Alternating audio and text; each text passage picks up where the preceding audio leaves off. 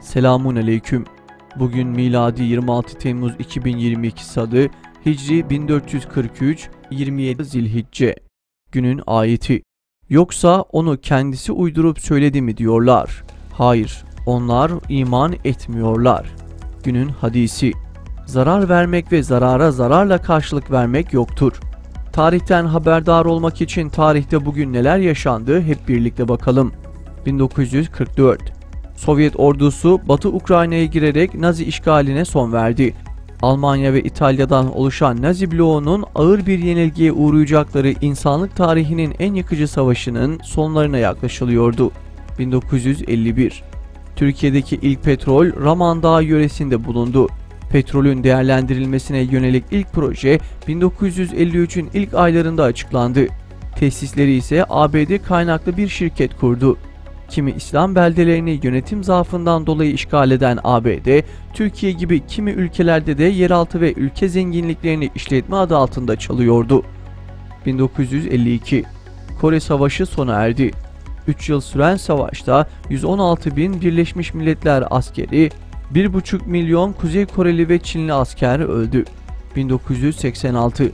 Üstadın talebelerinden İbrahim Hulusi Yahyagil vefat etti. 2014. Hamas'ın intifada çağrısının ardından Batı Şeria'da on binlerce kişinin katıldığı protesto gösterileri düzenlendi. Terör rejimi ordusunun gerçek mermi kullandığı gösterilerde 9 Filistinli katledildi. 2016. Çukur olaylarının sebep olduğu çatışmalar sebebiyle Mardin'in Nusaybin ilçesindeki sokağa çıkma yasağının kısmen kaldırılmasıyla yaşanan tahribat ortaya çıktı. 3000 binanın tamamen yıkıldığı ilçede geriye kalan binaların birçoğunda ise hasar oluştu. 2017.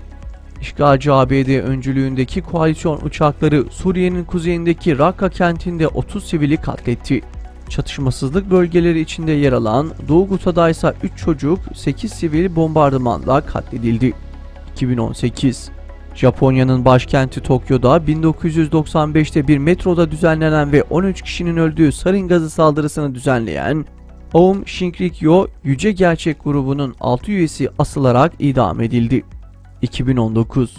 Birleşmiş Milletler Libya açıklarında göçmenleri taşıyan büyük bir geminin alabor olduğunu, en az 100 kişinin hayatını kaybettiğini duyurdu. 2020.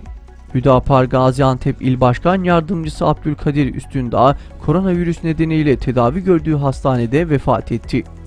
2020. Rusya ve rejiminin İdlib gerginliği azaltma bölgesine yönelik saldırılarında hafta başından bu yana düzenlenen hava saldırılarında çoğu çocuk ve kadın, 79 sivil hayatını kaybetti. 2021.